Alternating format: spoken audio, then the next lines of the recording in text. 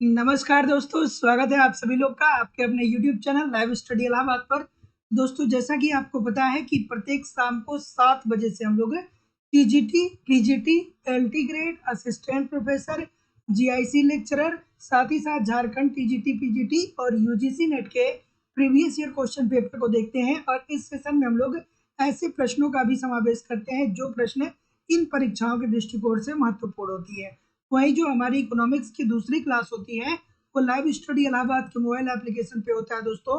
वहाँ पे हम लोग कंप्लीट इकोनॉमिक्स के कॉन्सेप्ट को पढ़ते हैं, क्योंकि कॉन्सेप्ट पढ़ना बहुत ज़रूरी है। जब तक आपकी थियरी कंप्लीट नहीं रहेगी तब तक प्रश्नों को सॉल्व करने में बहुत सारी कठिनाइयों का सामना करना पड़ेगा आपको। तो दोस्तों, लाइव स्टडी इलाहाबाद के मोबाइल एप्लीकेशन पे आपको इकोनॉमिक्स के ए टू जेड सभी कॉन्सेप्ट आपके सिलेबस के अनुसार, चाहे आप झारखंड टीजीटी पीजीटी की बात करें या यूपी टीजीटी की बात टीजीटी पीजीटी की बात करें, आपके दो बैच चला जा रहे हैं। दोनों अलग अलग बैचेज हैं और आपके सिलेबस के अनुसार सारे टॉपिक यहाँ पे पढ़ाए जा रहे हैं। साथ ही साथ दोस्तों, यहाँ पे इकोनॉमिक्स का कंप्लीट नोट्स दिया जा रहा है। नोट्स की एक समस्या होती है इकोनॉमिक्स के साथ कि या तो नोट्स मिलते नहीं है या मिल भी जाते हैं तो इतने कॉम्प्लिकेटेड होते हैं कि समझ में नहीं आता है पढ़ना क्या है छोड़ना क्या है।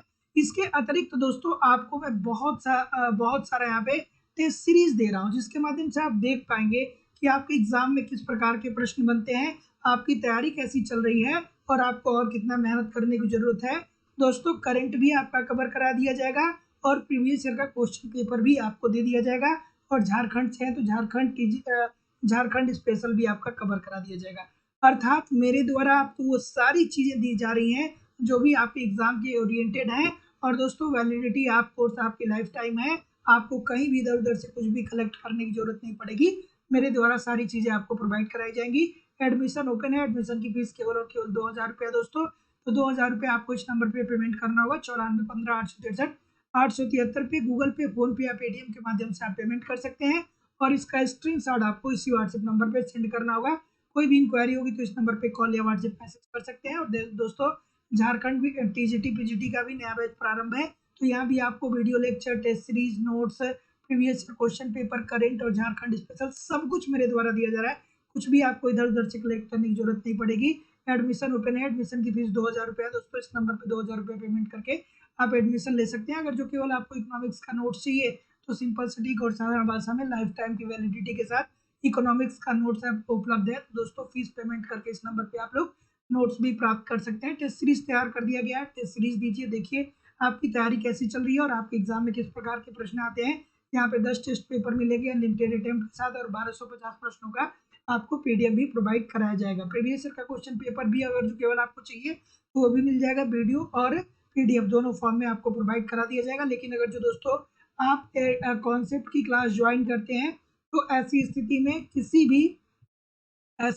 में किसी भी अतिरिक्त टेस्ट सीरीज या नोट्स या पीडीएफ कुछ भी आपको परचेज नहीं करना है। मेरे द्वारा जितनी भी चीजें दी जाएंगी सब कुछ फ्री ऑफ कॉस्ट होगा। तो गुड इवनिंग एवरीबॉडी। आज हम लोग वहीं से मूव आगे करेंगे जहां कल हम लोगों ने सेशन को द एंड किया था। कल आपकी क्लास बेसिकली हो नहीं पाई थी, हुई भी तो थोड़ी बहुत हुई थी। तो अब दोस्तों, आज के इस सेशन में हम लोग वहीं से मूव करेंगे, कहाँ से, जहाँ कल छोड़े थे। ठीक है, तो गुड इवनिंग एवरीबॉडी। चलिए, जैसा कि मैं देख पा रहा हूँ बहुत सारे लोग हमारे साथ जुड़ चुके हैं। बिल्कुल ठीक है, अमरेश जी, राम सजीवन जी, रत्नेश जी, सुनीता जी। ठीक है, कोई दिक्कत नहीं है। ऑप्शन नंबर ए मुझे नहीं लग रहा है कि कोई गलत इसमें करेगा। तो जितने लोग भी ए की बात कर रहे हैं भैया, सभी लोग का उत्तर बिल्कुल ठीक है। हीरा जल विरोधाभास, ये मतलब देखिए उत्तर आपको पता है, अच्छी बात है। लेकिन आपका दिमाग कैसे वर्क करना चाहिए? आपका दिमाग वर्क करना चाहिए कि अच्छा।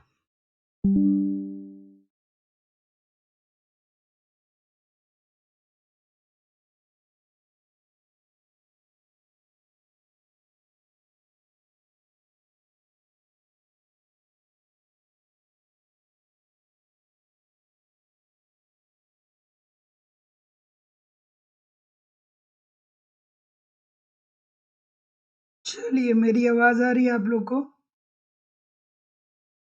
कमेंट करके बताइए कि मेरी आवाज आ रही है।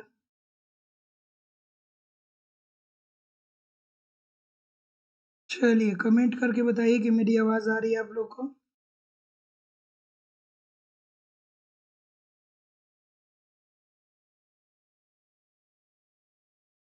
चलिए, तो ठीक है, आगे मूव करेंगे। पहला प्रश्न आप लोग के सामने ये रहा, जैसा कि मैंने आप लोग को बता ही दिया था कि हीरा जल विरोधाभास मुख्यतः किससे संबंधित है भैया?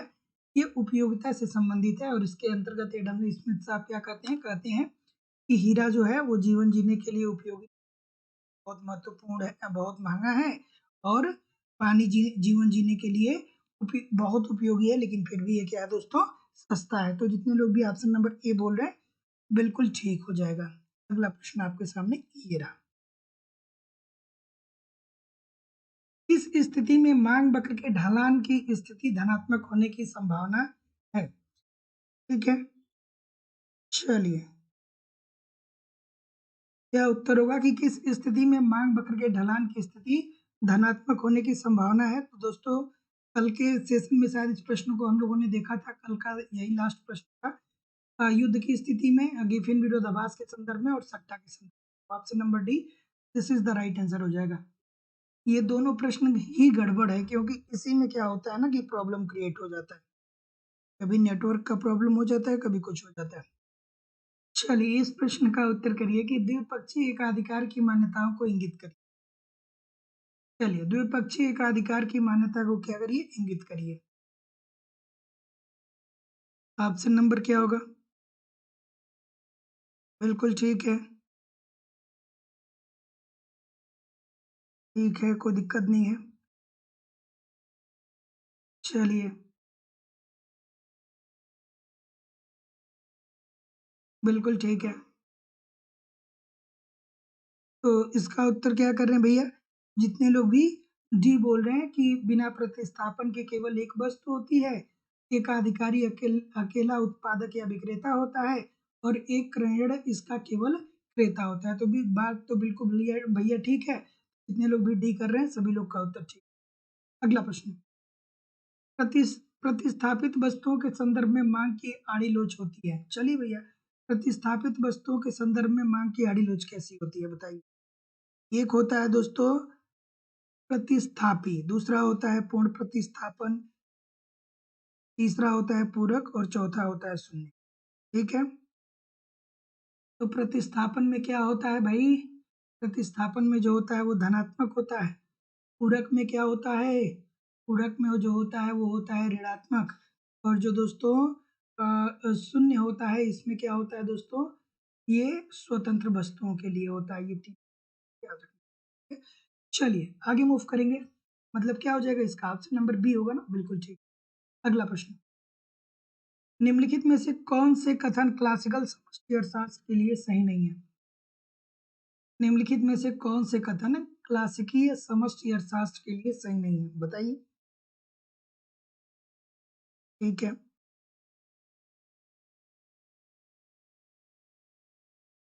बिल्कुल ठीक है। तो अगर जो दोस्तों क्लासिकल अर्थशास्त्रियों को आपने पढ़ा होगा तो आप ये बात जानते होंगे कि इन्होंने अपने पूर्ण रोजगार सिद्धांत के अंतर्गत कीमतें, मजदूरी और ब्याज दर, इन तीनों को इन्होंने क्या माना था? परिवर्तनशील माना था। ठीक है, ठीक है। तो जैसा कि मैं देख पा रहा हूँ, क्या उत्तर होगा? डी होगा। डी क्यों बोल रहे हैं भाई? डी क्यों बोल रहे हैं? ठीक से पढ़े नहीं इसलिए आप जी बोल रहे हैं। अरे भाई, जो क्लासिकल अर्थशास्त्री थे उन्होंने जो अपना पूर्ण रोजगार सिद्धांत दिया था उसमें उन्होंने कीमतों को, मजदूरियों को और ब्याज की दर को, इन तीनों को परिवर्तनशील माना था। और यहाँ पे आप ऑप्शन नंबर देखिए, यहाँ पे ऑप्शन नंबर दिया है कि कीमतें जड़ हैं। नहीं भैया, कीमतें जड़ नहीं है। इन्होंने कीमत को, मजदूरी को और ब्याज दर, इन तीनों को इन लोगों ने परिवर्तनशील माना था। और यहाँ पे दिया है भैया कि नहीं। तो जितने लोग भी सी बोल रहे हैं अब ठीक बोल रहे हैं, बहुत सारे लोग डी बोल जा रहे हैं। अगला प्रश्न, जब तरलता अधिमान वक्र पर नीचे से ऊपर की ओर चलते हैं तो निम्नलिखित में से क्या सही है? मुद्रा शेष को रखने की अवसर लागत पर क्या असर पड़ता है? ये बताइए। बिल्कुल ठीक है। ऑप्शन नंबर क्या होगा भाई? ठीक है,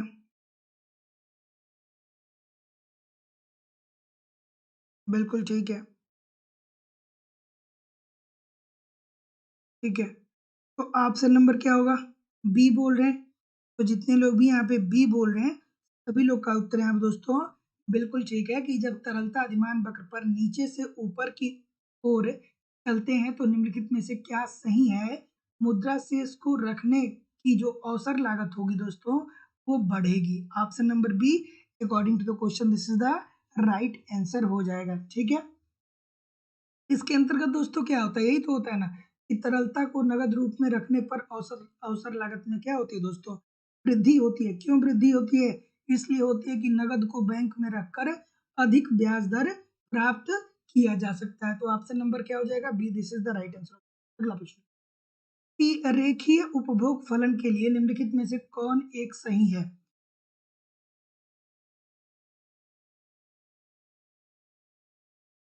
बिल्कुल ठीक है, चलिए कि रेखीय उपभोग फलन के लिए निम्नलिखित में से कौन एक सही है, बताइए इस प्रश्न का उत्तर।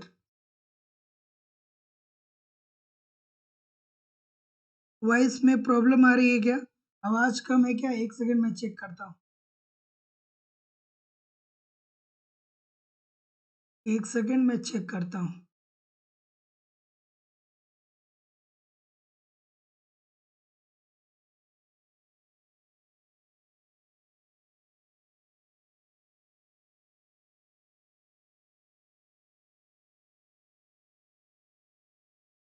अब ठीक है, अब आवाज ठीक आ रहा है, कमेंट करके मुझे बताइए कि वॉइस की क्लियरिटी अब ठीक है।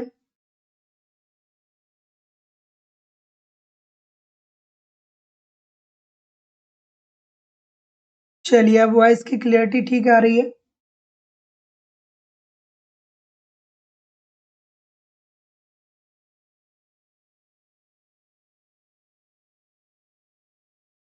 चलिए तो आगे मूव करते हैं कि रेखीय उपभोग फलन के लिए निम्नलिखित में से कौन एक सत्य है। क्या उत्तर होगा भाई, ऑप्शन नंबर जैसा कि मैं देख पा रहा हूँ ये बोल रहे हैं ना, ये बोल रहे हैं ना, इसमें क्या होता है दोस्तों, इसमें यही तो होता है ना कि औसत उपभोग प्रवृत्ति जो होती है वो सीमांत उपभोग प्रवृत्ति के बराबर होता है। औसत उपभोग प्रवृत्ति सीमांत उपभोग प्रवृत्ति के बराबर होता है। तो कहाँ पे दिया है, APC is equal to MPC, कहाँ पे दिया है, ऑप्शन नंबर, हाँ ऑप्शन नंबर ए में दिया गया है। जितने लोग भी ए बोल रहे हैं सभी लोग का उत्तर यहाँ पे बिल्कुल ठीक हो जाएगा। अगला, लागत जन्य मुद्रास्फीति को नियंत्रित करने में निम्नलिखित में से कौन सा उपाय कारगर होगा। इस प्रश्न का उत्तर करिए।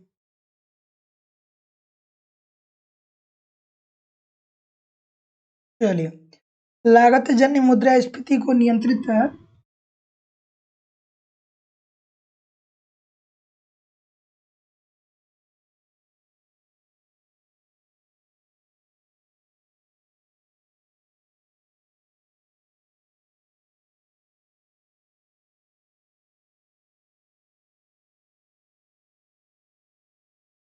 चलिए इस प्रश्न का उत्तर करिए कि लागत जन्य मुद्रास्फीति को नियंत्रित करने करने में निम्नलिखित में से कौन सा उपाय कारगर होगा। क्या उत्तर होगा भाई, ऑप्शन नंबर ये बोल रहे हैं बहुत सारे लोग, और कोई एक के अलावा कोई और है, एक के अलावा कोई और है, प्रत्यक्ष करों में कटौती करना। और कुछ लोग बोल रहे हैं कि हम क्या कर दें, कुछ लोग कह रहे हैं कि सर बैंक दर को हम कम कर दें। तो ऑप्शन नंबर ए होगा या ऑप्शन नंबर बी होगा, थोड़ा आराम से इस प्रश्न का उत्तर करें। ऑप्शन नंबर ए होगा या ऑप्शन नंबर बी होगा, थोड़ा आराम से इस प्रश्न को करिए तब ठीक है, बहुत सारे लोग गलत कर रहे हैं। ऑप्शन नंबर ए होगा या ऑप्शन नंबर बी होगा। चलिए तो जैसा कि मैं देख पा रहा हूँ कुछ लोग ए बोल रहे हैं, कुछ लोग बी बोल रहे हैं। बिल्कुल ठीक है, ये किसकी बात कर रहा है, थोड़ा ध्यान से देखिए। लागत जन्य मुद्रास्फीति मतलब इसमें क्या होता है कि वस्तुओं की लागतों में वृद्धि होती है, और जब वस्तुओं के लागतों में वृद्धि होती है तो इससे क्या होता है दोस्तों, महंगाई आता है। तो ऐसी स्थिति में क्या होगा, ऐसी स्थिति में बैंक दर को कम किया जाएगा ना, बैंक दर को कम कर दिया जाएगा। बात को समझिए, ऑप्शन नंबर बी होगा, थोड़ा ध्यान से देखिए। थोड़ा ध्यान से समझिए बात को। ये लागत जन्य मुद्रास्फीति होगी और लागत जन्य मुद्रास्फीति के अंतर्गत क्या आता है, वस्तुओं की लागतों में वृद्धि के कारण जो मूल्य बढ़ता है, ऐसी इस प्रकार की उत्पन्न स्थिति को हम लोग लागत जन्य मुद्रास्फीति। तो ऐसी स्थिति में अगर जो हम बैंक दर को कम कर दी, बैंक दर को कम कर दिया जाए, तो एक जो निवेशक बड़े पैमाने पे क्या कर रहा था कि ब्याज दे रहा था व्यापारिक बैंकों को या और बैंकों को, वो अब क्या करेगा कि अब वो थोड़ा कम ब्याज देगा। अब कम देगा तो भैया अब इसकी जो लागत एक तरीके से जो आपके टैक्स के रूप में चली जाती थी, अब ये कच्चे माल पे व्यय करेगा। तो ऑप्शन नंबर बी होगा ना दोस्तों, बैंक दर को कम कर देना।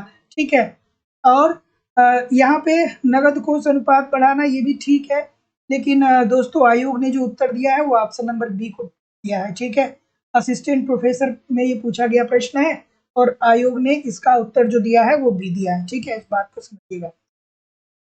अगला प्रश्न कि निम्नलिखित केन्स के उपभोग फलन में किस आय के विचार का प्रयोग किया जाता है? चलिए बताइए इस प्रश्न का उत्तर। ठीक है, केन्स के उपभोग फलन में किस आय के विचार का प्रयोग किया गया है? चलिए ऑप्शन नंबर क्या होगा? जो लोग उसमें सी कर रहे हैं वो भी ठीक है, वो भी गलत नहीं है। नगद आरक्षित की बात होती है, ये बात आपकी बिल्कुल ठीक है, मैं आपकी बात से सहमत हूँ।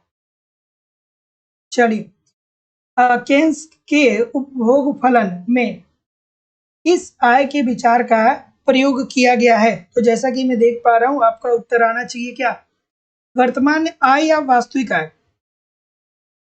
वर्तमान आय या वास्तविक आय? ऑप्शन नंबर क्या होगा?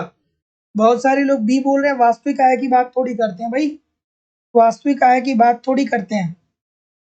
बिल्कुल ठीक है भैया, छोटी सी बात है। केन्स साहब कहते हैं कि एक जो व्यक्ति होता है, एक जो उपभोक्ता होता है, वो अपने अपना जो उपभोग होता है वो अपने वर्तमान आय के आधार पे करता है। छोटी सी बात थी, बच्चों वाली बात थी, बहुत सारे लोग गलत कर रहे हैं। ठीक है, तो केन्स साहब अपने उपभोग फलन के अंतर्गत ये बात कहते हैं कि एक जो उपभोक्ता होता है ना, वो क्या करता है, उपभोग अपनी वर्तमान आय के अनुसार करता है, न कि वास्तविक या सापेक्षिक। ठीक है, तो जितने लोग भी ए बोल रहे हैं, छोटी सी बात है, बिल्कुल ठीक है। अगला थोड़ा सा एडजस्ट करना होगा, थोड़ा सा एडजस्ट करना होगा। निम्नलिखित पर आपको क्या करना है भैया, ध्यान देना है, और ध्यान देके कुछ कूट दिए गए हैं, मिलाना है, मिलाइए।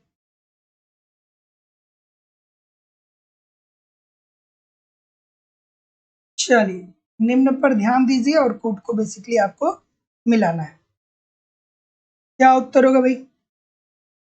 निम्नलिखित पर ध्यान दीजिए। पहला दिया है कि ए का बाजार नियम, दूसरा है लचीली वास्तविक मजदूरी दर, और तीसरा है दोस्तों बचत ब्याज दर का फलन। ऑप्शन नंबर क्या होगा? तो जैसा कि मैं देख पा रहा हूं, क्या उत्तर होगा? बिल्कुल ठीक है, कुछ लोग ये बोल रहे हैं, कुछ लोग। दोस्तों थोड़ा सा एक सेकेंड रुक जाइए, आज की क्लास में बहुत सारा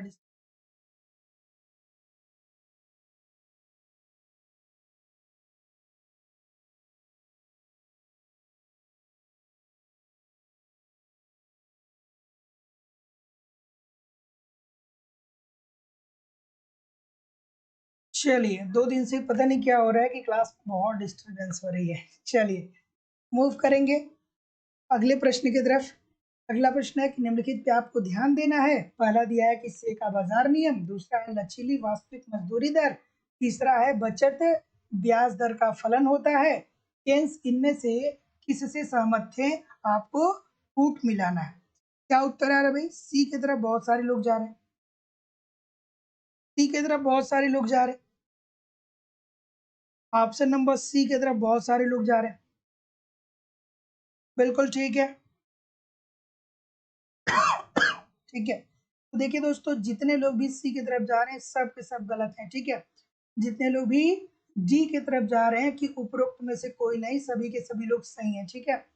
ये ऑप्शन नंबर डी है कि निम्नलिखित में से किस पर निम्नलिखित पर ध्यान दीजिए और से का बाजार नियम से ये भैया केंस साहब बिल्कुल सहमत थे, बिल्कुल बात ठीक है। लचीली वास्तविक मजदूरी से भी ये सहमत थे और बचत ब्याज दर का फलन होता है, इससे भी सहमत थे।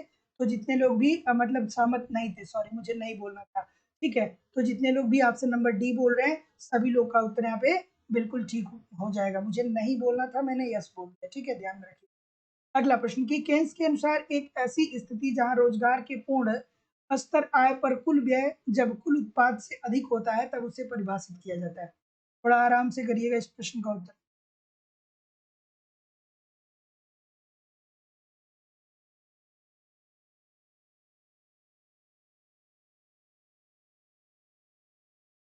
चलिए कि केन्स के अनुसार एक ऐसी स्थिति जहां रोजगार के पूर्ण स्तर आय पर कुल व्यय जब कुल उत्पाद से अधिक होता है तब उसे हम कैसे परिभाषित करते हैं। ऑप्शन नंबर क्या होगा भाई? ऑप्शन नंबर क्या होगा? बिल्कुल ठीक है,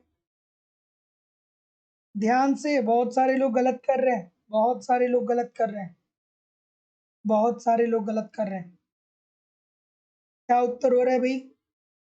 क्या उत्तर आ रहा है? बी बहुत सारे लोग बोल रहे हैं, कुछ लोग ए भी बोल रहे हैं।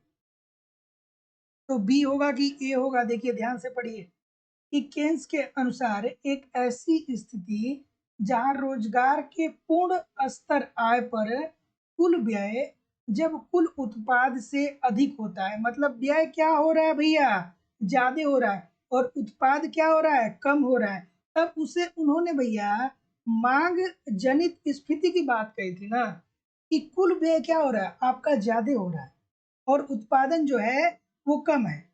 मतलब आप थ्रो कर रहे हैं पैसा, क्या कर रहे हैं? मार्केट में थ्रो कर रहे हैं, आप पैसा ज्यादा फेंक रहे हैं, मार्केट में ज्यादा पैसा आप खर्च कर रहे हैं। तो भैया ये तो मांग सृजित स्फीति की बात होती है ना। तो ऑप्शन नंबर बी है, मुझे नहीं लग रहा है क्यों आप लोग इसमें इतनी गलतियां कर रहे हैं भाई।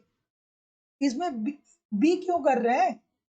ऑप्शन नंबर ए की बात है ना, कुल व्यय बढ़ जाता है, कुल व्यय बढ़ता है, इसका मतलब यही तो कि मांग में वृद्धि आ जाती है, और मांग में जब वृद्धि आती है तो मांग सृजित स्फीति हो जाएगा। ऑप्शन नंबर ए बिल्कुल ठीक है। अगला, व्यापार चक्र के गुणक त्वरक की परस्पर क्रिया सिद्धांत को जोड़ा जाता है, ठीक है।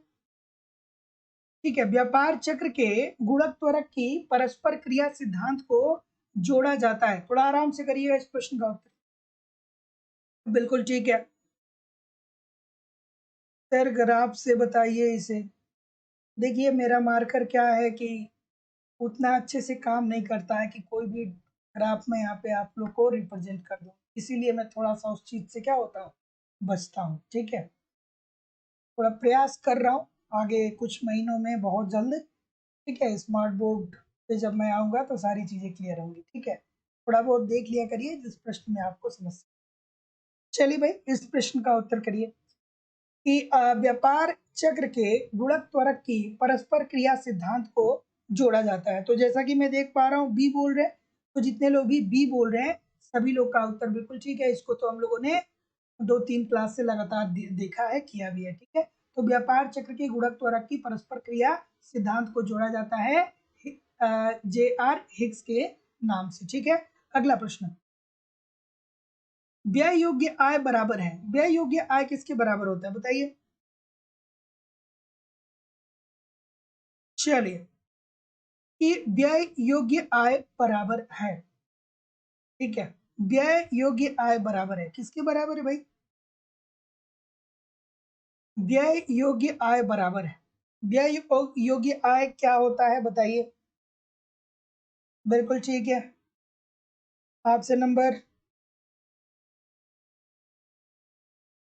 क्या होगा? बहुत सारी गलतियां हो रही हैं आज, बहुत सारी गलतियां हो रही हैं, ठीक है। व्यय योग्य आय जो होता है भैया, जो आपकी व्यक्तिगत आय होती है उसमें से हम आपके व्यक्तिगत प्रत्यक्ष कर को घटा देते हैं। आपकी जो व्यक्तिगत आय है उसमें से हम प्रत्यक्ष कर को क्या कर देते हैं? माइनस कर देते हैं। छोटी सी बात है, बच्चों वाली बात है, गलतियां बहुत सारी हो रही हैं, ठीक है। तो जितने लोग भी सी बोल रहे हैं कि व्यय योग्य आय बराबर होता है व्यक्तिगत आय माइनस व्यक्तिगत प्रत्यक्ष कर के, सभी लोग का उत्तर बिल्कुल ठीक है। अगला प्रश्न, निम्नलिखित में से कौन सकल राष्ट्रीय उत्पाद में प्रत्यक्ष वृद्धि करेगा? इजी सा प्रश्न है कि नहीं है? बहुत इजी सा प्रश्न है, थोड़ा आराम से करिएगा। और थोड़ा सा दोस्तों लाइक शेयर नहीं किए हैं, मैंने अभी तक कहा नहीं, तो इसलिए बहुत सारे लोगों ने लाइक और शेयर नहीं किया है। तो निवेदन है सभी लोगों से कि सेशन को लाइक और शेयर जरूर कर दिया करिए, कृपया करके लाइक शेयर जरूर किया करिए। चलिए बताइए कि निम्नलिखित में से कौन सकल राष्ट्रीय उत्पाद में प्रत्यक्ष रूप से वृद्धि करेगा? चलिए, क्या उत्तर होगा भाई? छोटी सी बात है, कोई गलत करेगा? कोई गलत करेगा? कोई गलत नहीं करेगा भाई। जब विनियोग बढ़ेगा तो जाहिर सी बात है कि उत्पादन में वृद्धि होगी, और उत्पादन में वृद्धि होगी दोस्तों तो कल राष्ट्रीय उत्पादन में प्रत्यक्ष रूप से वृद्धि देखने को मिलेगा। ये तो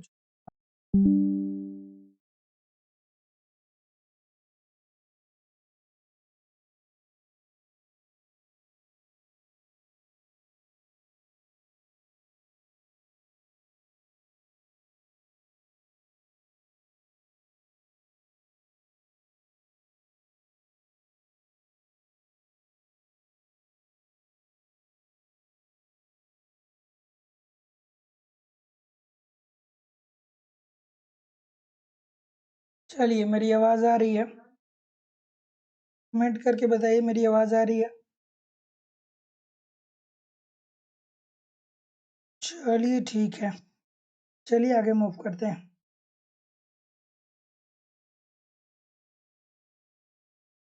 थोड़ी सी जब कभी प्रॉब्लम होती है ना तो कठिनाइयां लगातार आने लगती हैं।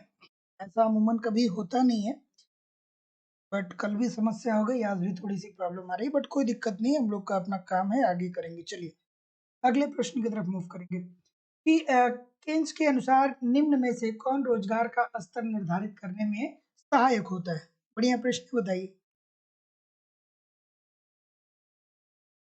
चलिए कोई दिक्कत नहीं है, परेशान होने की जरूरत नहीं है। हम लोग का बेसिकली उद्देश्य यही तो है ना कि प्रश्नों की हम लोग प्रैक्टिस करें। मैं आपको प्रश्न आपके सामने ला रहा हूँ, आप प्रैक्टिस करो, बस छोटी सी बात है, ठीक है। चलिए, तो केन्स के अनुसार निम्नलिखित में से कौन कौन रोजगार का स्तर निर्धारित करने में सहायक होता है? तो जैसा कि मैं देख पा रहा हूँ कि आपका उत्तर क्या आ रहा है भाई? डी की तरफ जा रहे हैं सभी लोग, तो जितने लोग भी डी की तरफ जा रहे हैं बिल्कुल ठीक है। ये किसकी बात करते हैं भैया? समग्र मांग फलन की बात करते हैं, तो option number D according to the question this is the right answer हो जाएगा। और समग्र मांग में क्या क्या होता है दोस्तों? इसके दो घटक होते हैं, पहला होता है उपभोग व्यय और दूसरा होता है दोस्तों निवेश व्यय। उपभोग व्यय में क्या होता है? आय आय और उपभोग की प्रवृत्ति होती है, और जो निवेश व्यय होता है उसमें पूंजी की सीमांत दक्षता होती है और ब्याज की दर होती है। अगला अगला है कि केंज सर्वाधिक संबंधित थे। चलिए भाई बताइए, किससे संबंधित थे? केंज सर्वाधिक संबंधित थे, किससे संबंधित थे? ऑप्शन नंबर, तो जैसा कि मैं देख पा रहा हूँ क्या उत्तर आ रहा है भाई? बिल्कुल ठीक है, बिल्कुल ठीक है। ऑप्शन नंबर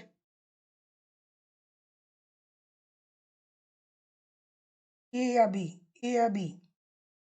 चलिए, तो जितने लोग भी यहाँ पे बी की बात बोल रहे हैं भैया, सभी लोग का उत्तर है। ये मांग जनित मुद्रास्फीति की बात करते हैं, अर्थात वस्तुओं की मांग में वृद्धि होने के कारण महंगाई बढ़ती है, उसे क्या बोलते हैं दोस्तों? उसे मांग जनित मुद्रास्फीति। क्यों होता है ये? क्योंकि जनसंख्या वृद्धि होता है, जब जनसंख्या बढ़ेगा भैया तो ऐसी स्थिति में क्या होगा कि मांग भी बढ़ेगी, जब मांग बढ़ेगी तो बढ़ेगी वस्तुओं की, बढ़ेगी तो आएगा। अगला प्रश्न, कि वन माइनस सी अपन वाई व्यक्त कर, वन माइनस सी अपन वाई क्या व्यक्त कर? बिल्कुल ठीक है, बिल्कुल ठीक है। देखिए, अगर जो आप लोग थोड़ा बहुत पढ़े होंगे दोस्तों तो आपको समझ आ जाएगा। APC plus APS is equal to 1 आपने पढ़ा होगा। इसको दोस्तों फिर से आपने ऐसे पढ़ा होगा, APS इज टू, पक्षांतर कर दीजिए 1 माइनस APC आपने पढ़ा होगा। फिर आपने दोस्तों APC को अब थोड़ा सा और आगे एक टर्म बढ़ा के लिख देंगे, तो C अपान वाई से इंडिकेट आपने देखा होगा, ठीक है। और फिर दोस्तों इसको थोड़ा सा आप और डिस्क्राइब करेंगे तो APS is equal to 1 minus C upon Y आपने पढ़ा होगा। कुछ याद आया तो मुझे बताइएगा। जितने लोग भी बी बोल रहे हैं सभी लोग का उत्तर यहाँ पे बिल्कुल ठीक है, औसत बचत। अगला प्रश्न, निम्नलिखित में से आय की विषमताओं को मापने के लिए क्या उपयोग किया जाता है?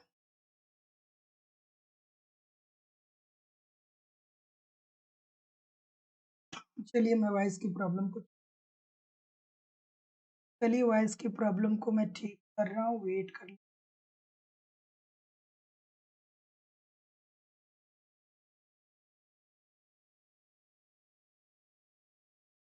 चलिए आई होप कि अब आपको आवाज तेज आ रही होगी। अब आवाज ठीक है, आवाज सही आ रही होगी अब, ठीक है। क्या उत्तर होगा? ऑप्शन नंबर बिल्कुल ठीक है। लारेंज वक्र होगा कि लाटेंज वक्र होगा? लाटेंज वक्र होगा कि लारेंज वक्र होगा? बिल्कुल ठीक है भैया। तो जितने लोग भी लारेंज वक्र की बात बोल रहे हैं सभी लोग का उत्तर यहाँ पे बिल्कुल ठीक है। तो निम्नलिखित में से आय की विषमता को मापने के लिए हम क्या करते हैं दोस्तों? लारेंज वक्र और गिनी गुणांक, ये दो वक्रों के माध्यम से हम लोग आय की विषमता मापते हैं। अगला, निम्नलिखित में से किस अर्थशास्त्री ने अर्थशास्त्र में वाक्यांश मुद्रा मुद्रा रूपी माप का पैमाना प्रयोग किया? चलिए चलिए बताइए इस प्रश्न का उत्तर। क्या उत्तर होगा भाई?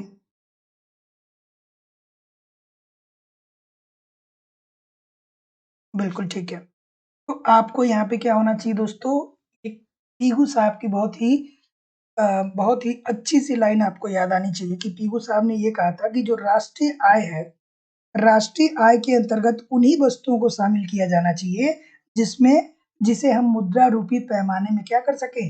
माप सके। तो जितने लोग भी डी बोल रहे हैं सभी लोग का उत्तर यहाँ पे जाएगा। तो पीहू साहब ने क्या कहा था कि हमको राष्ट्रीय आय में राष्ट्रीय आय के अंतर्गत उन्हीं वस्तुओं को शामिल करना चाहिए जिसे हम मुद्रा रूपी पैमाने में क्या कर सके? माप सके। अगला, देश के केंद्रीय बैंक देश के केंद्रीय bank reserve bank of India का निम्न कार्यों में से कौन सा कार्य नहीं है? अब ये तो इजी सब। चलिए भैया हमारे आरबीआई का कौन सा कार्य नहीं है आपको बता। थोड़ा सा सेशन को लाइक और शेयर जरूर कर दिया करिए दोस्तों, निवेदन है सभी लोगों से जितने लोग भी क्लास देख रहे हैं, सेशन को लाइक और शेयर जरूर किया करिए।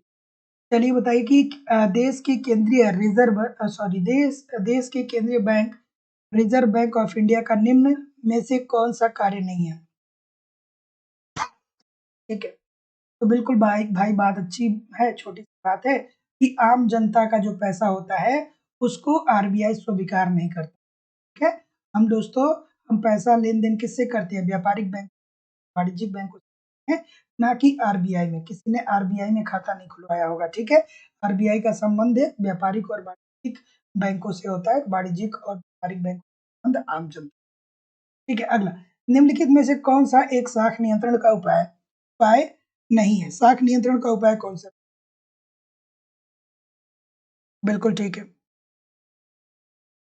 ये प्रश्न जो बताएगा बेहतर ना, उसके लिए सभी लोग क्लैपिंग करेंगे, है ना।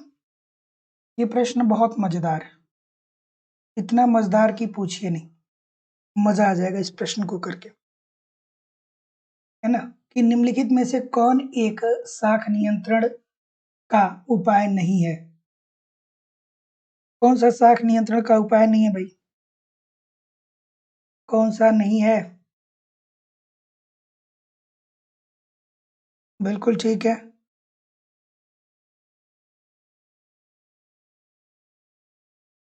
बैंक दर होगा, खुले बाजार की खरीद, साख जमा अनुपात या नगद कोष।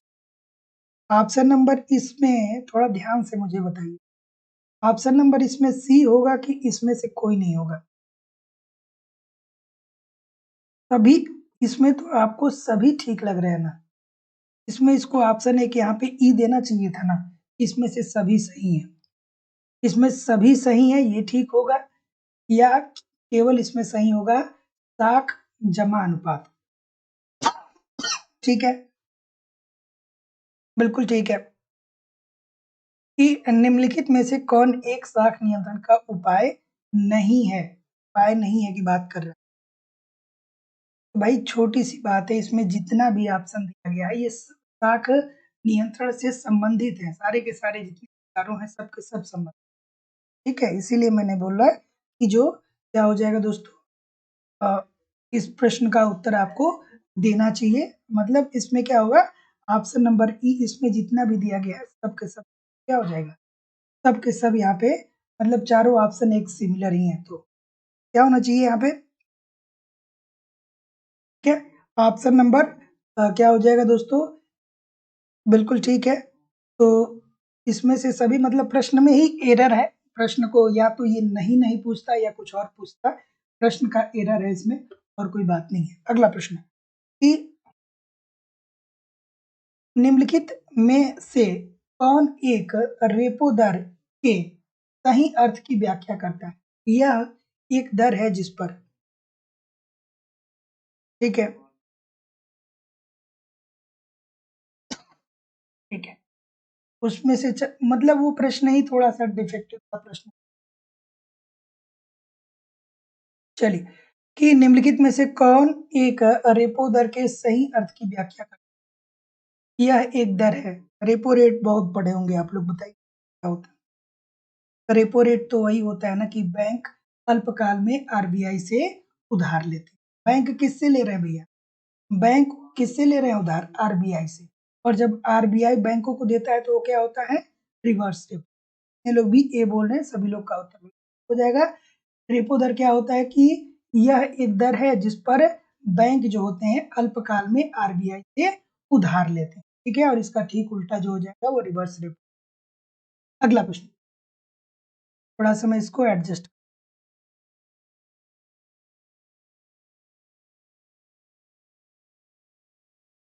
पता है लाइफ में कठिनाइयों का भी अपना एक मजा होता है। आज की क्लास कुछ ऐसे ही है, थोड़ा सा एक सेकेंड।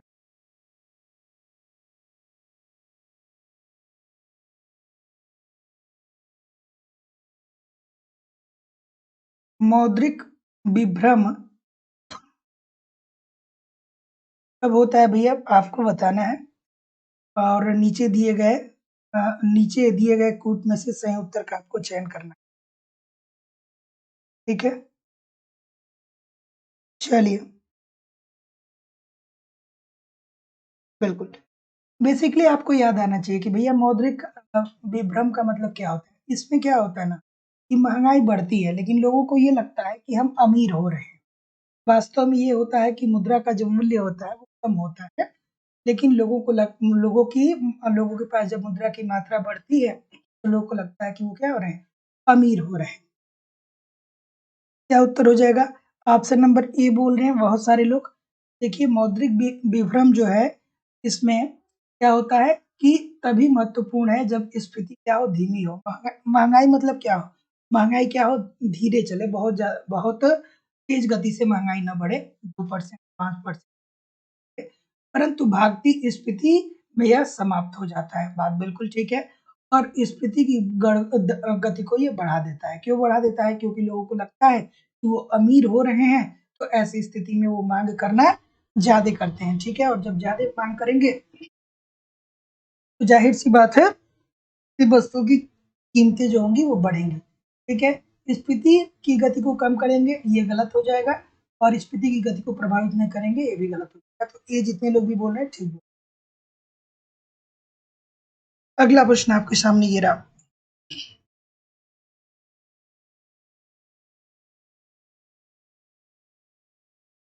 चलिए अगले प्रश्न को सॉल्व करिए।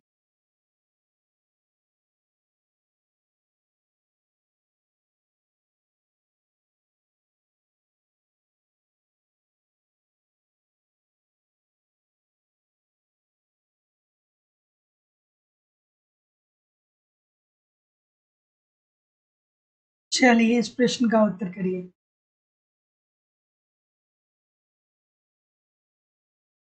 मुद्रा गुणक निम्नलिखित के बीच अनुपात होता है। मुद्रा गुणक किसके बीच अनुपात होता है भाई? ऑप्शन नंबर क्या होगा? तो एम अपान एच, अगर जो पढ़े होंगे तो जानते होंगे, एम अपान एच। ठीक है, क्या उत्तर होगा भाई? ऑप्शन नंबर ए जितने लोग भी बोल रहे हैं सभी लोग का उत्तर बिल्कुल ठीक है। इसमें क्या होता है? प्राथमिक मुद्रा की मात्रा तथा मूल मुद्रा की मात्रा को लिया जाता है। तो मुद्रा गुणक के अंतर्गत जो प्राथमिक मुद्रा होती है उसका अनुपात किससे लिया जाता है? मूल मुद्रा की मात्रा से। Option number A this is the right answer. अगला, निम्न में से कौन उच्च शक्ति मुद्रा है? निम्नलिखित में से कौन उच्च मुद्रा शक्ति है, बताइए क्या उत्तर होगा भाई? बिल्कुल ठीक है। निम्न में से कौन उच्च शक्ति मुद्रा है? तो जैसा कि मैं देख पा रहा हूँ, क्या उत्तर आ रहा है? टी की तरफ बहुत सारे लोग जा रहे हैं। और कोई? टी के अलावा और कोई? ठीक है, तो उच्च मुद्रा शक्ति के अंतर्गत दोस्तों प्रारक्षित मुद्रा। ठीक है, तो जितने लोग भी सी की बात बोल रहे हैं सभी लोग का उत्तर यहाँ पे बिल्कुल ठीक हो जाएगा। तो देखिए, उच्च मुद्रा शक्ति या जो प्रारक्षित मुद्रा शक्ति है, मुद्रा मुद्रा है, इसको रेड्डी कमेटी ने M0 के रूप में क्या किया था? व्यक्त किया था। यही जो प्रारक्षित मुद्रा है इसे ही दोस्तों उच्च मुद्रा शक्ति के रूप में रेड्डी कमेटी ने क्या किया था? इंगित किया था। अगला, किसने यह विचार प्रस्तुत किया कि मुद्रा के परिमाण सिद्धांत को मुद्रा की मांग का सिद्धांत समझ? चलिए बताइए कि किसने यह विचार प्रस्तुत किया कि मुद्रा के परिमाण सिद्धांत को मुद्रा की मांग का सिद्धांत समझ?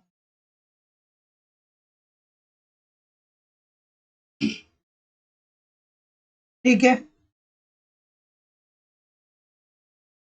क्या उत्तर होगा? बिल्कुल। तो जितने लोग भी फ्रीडमैन की बात करेंगे, छोटी सी बात, फ्रीडमैन ही तो होंगे भाई। Option number C this is the right answer हो जाएगा कि किसने यह विचार प्रस्तुत किया कि मुद्रा के परिमाण सिद्धांत को मुद्रा की मांग का सिद्धांत समझना चाहिए। तो ये भैया फ्रीडमैन साहब का कहना है। अगला, निम्नलिखित में से कौन किसी अर्थव्यवस्था में काले धन को नियंत्रित करने का सबसे प्रभावशाली तरीका है? काले धन को नियंत्रित करना है। काला धन क्या होता है? याद आया कि आप गैर कानूनी तरीके से टैक्स से बचने का आप क्या करिए? प्रयास करिए। ठीक है, आप ऐसा पैसा रखिए जिसपे आप भारत सरकार को टैक्स ना देते हो, वही तो काला धन होता है ना भाई। तो काले काले धन की स्थिति में अभी क्या हुआ था? अभी काले धन की स्थिति में क्या हुआ था भैया? कितने गलत कर रहे हैं? क्यों गलत कर रहे हैं? अवमूल्यन होता है। अवमूल्यन होता है कि डिमोनेटाइजेशन होता है? डिमोनेटाइजेशन का हिंदी अर्थ क्या होता है? हिंदी शब्द क्या होता है? विमुद्रीकरण होता है ना। इसमें क्या होता है कि जो प्रचलन में जो नोट होते हैं उसको सरकार क्या करता है? और उसको क्या करता है कि उसको अवैध घोषित कर देता है। पता है कि अब ये जो प्रचलन में नोट है अब ये नहीं चलेगी। अब वो सरकार क्या करेगी? नई नई नोटों को छाप करके आपके पास दे देगी। तो भैया डिमोनेटाइजेशन, इतना टीवी पे डिबेट आपने देखा होगा, इतनी सारी चीजें आपने देखी होगी, फिर आप अवमूल्यन की तरफ क्यों जा रहे हैं भाई? ये छोटी सी बात है ना। डिमोनेटाइजेशन मतलब क्या होता है? विमुद्रीकरण। इसके अंतर्गत सरकार क्या होता है कि प्रचलन में जो नोट होते हैं उसको क्या, उसकी स्वीकृति सरकार क्या कर देती है? बंद कर देती है, और नए नोटों को छाप के क्या करती है कि अर्थव्यवस्था में सर्कुलेट करती है। अगला प्रश्न, गलती नहीं होना चाहिए। डिमोनेटाइजेशन पे कम से कम 10 ठो आप लोगों ने क्या किया होगा? डिबेट किया होगा, फिर भी गलती हो रही है। अगला, इस मामले में कर विवर्तन संभव नहीं है। कर विवर्तन किस मामले में संभव नहीं है भाई? बिल्कुल ठीक है, इस मामले में कर विवर्तन संभव नहीं है। अब आपको पता होना चाहिए कि कर विवर्तन क्या होता है। कर विवर्तन आसान भाषा में कहें तो आप क्या कर सकते हैं, अपने कर का भार किसी और के ऊपर अगर जो आप डालने में सफल हो जाएं तो यही कर का क्या है, विवर्तन है। तो किसको आप अपने टैक्स को, कौन सा इसमें से ऐसा टैक्स है जिसको दूसरे के ऊपर आप थोप नहीं सकते हैं, तो भैया ये होता है बेसिकली आयकर के अंतर्गत, प्रत्यक्ष कर के अंतर्गत। इसमें क्या होता है, जब आपको सैलरी मिलती है तो उसी सैलरी में से आपको सरकार को टैक्स देना होता है। आप ये नहीं कहेंगे कि नहीं भैया हम टैक्स नहीं देंगे। अगला प्रश्न, ठीक है, कि कराधान में ऊर्ध्व समता से तात्पर्य क्या है। एक होता है ऊर्ध्व समता और दूसरा होता है क्षैतिज समता। क्षैतिज समता मैंने साथ कल बताया था, और एक होता है ऊर्ध्व समता। चलिए बताइए, किसने दिया था, याद आया, डाल्टन साहब को याद आया कि नहीं आया। डाल्टन साहब ने करारोपण के संदर्भ में दोस्तों दो बातें की, एक ऊर्ध्व समता की बात की थी और दूसरा क्षैतिज समता की बात की थी। तो क्या उत्तर आ रहा है भाई, ऑप्शन नंबर क्या होगा, ए होगा कि बी होगा, ए होगा कि बी होगा। देखिए यहाँ पे ऊर्ध्व समता की बात कर रहा है, तो ऊर्ध्व समता में होता है ना भैया कि असमान परिस्थितियों में करदाता असमान कर अदायत्री होता है, मतलब कर की अदायगी क्या होता है, एक विषम परिस्थिति में अलग अलग होती है। और जो क्या होता है दोस्तों, दूसरा होता है क्षैतिज समता। उसमें क्या होता है, जो क्षैतिज समता होता है उस पे सभी व्यक्तियों से समान रूप से टैक्स लिया। ठीक है, तो दो बातें याद रखिएगा, ये बहुत कंफ्यूजन क्रिएट करता है।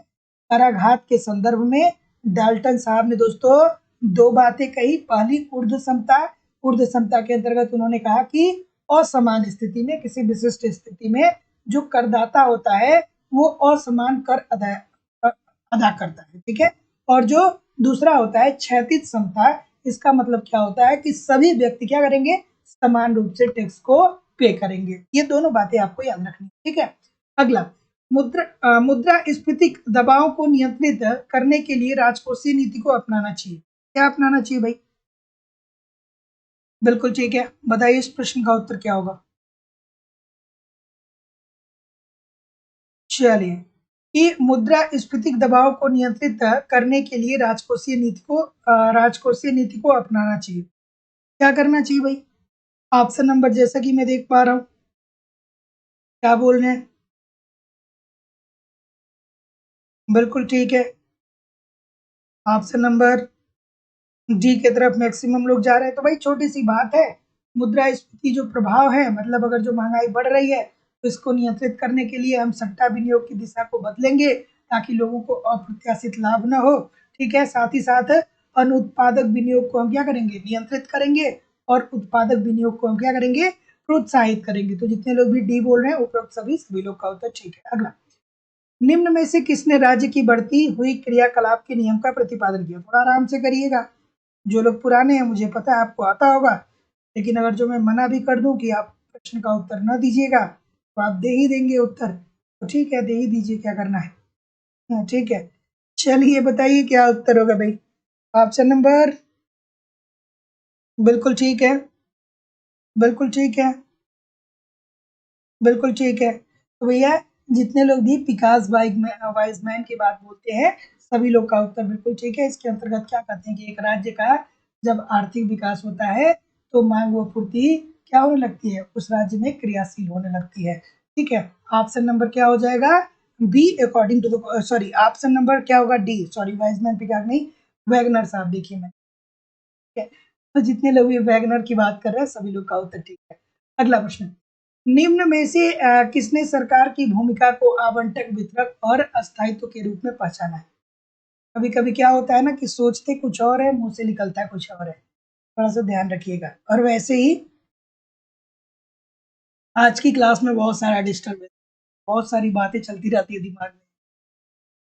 ठीक है, चलिए, कि निम्न में से किसने सरकार की भूमिका को आवंटक, वितरक और अस्थायित्व के रूप में पहचाना है। क्या उत्तर होगा भाई, ऑप्शन नंबर क्या होगा, बिल्कुल ठीक है, ऑप्शन नंबर क्या होगा, जैसा कि मैं देख पा रहा हूँ बी बोल रहे हैं ना। मस्टेओ साहब ने क्या कहा था कि सरकार की तीन भूमिका होनी चाहिए, एक आवंटक की भूमिका होनी चाहिए, दूसरा वितरक की भूमिका होनी चाहिए और तीसरा होना चाहिए अस्थायित्व की भूमिका होनी चाहिए। तो जितने लोग भी बी बोल रहे हैं बिल्कुल ठीक। अगला, बजट घाटा सम्मिलित नहीं करता है। चलिए बताइए।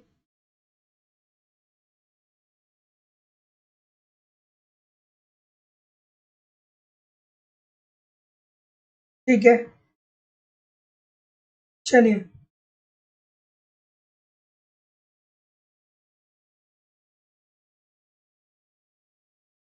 कि बजट घाटा सम्मिलित किसको नहीं करता है, बताइए। चलिए, क्या उत्तर होगा भाई? ऑप्शन नंबर, ठीक है, तो सी की तरफ बहुत सारे लोग जा रहे हैं। B O P, B O P की बात बोल रहे हैं। तो जितने लोग भी बी ओ पी की बात बोल रहे हैं तो पता ही हुआ दोस्तों, ये भुगतान असर बात कर रहा है। तो जितने लोग भी सी बोल रहे हैं सभी लोग का उत्तर यहाँ पे बिल्कुल ठीक हो जाएगा। अगला, निम्न में से कौन सा करारोपण का प्रमुख उद्देश्य है? करारोपण का मुख्य उद्देश्य क्या होता है बताना। ठीक है। हम्म, चलिए। वो एक समय था जब परंपरागत और आधुनिक अर्थशास्त्री कहलाए। आज तो जो स्थिति है, नौकरी अगर जो मिल गई तो आप बहुत महान हैं। नौकरी नहीं मिली तो चाहे कितने भी महान क्यों ना हो, कितना भी इकोनॉमिक्स पढ़ के क्यों नहीं बैठे हो, फिर लोगों की नज़र में क्या रहेगा? यार बेरोजगार है, पढ़ा ठीक से नहीं होगा। लोग यही कहते हैं कि यार पढ़ा नहीं ठीक से होगा तभी तो सिलेक्शन नहीं हुआ। चलिए, तो वर्तमान समय में क्या है कि आप पढ़ाई करिए, ज़्यादा बेहतर होगा।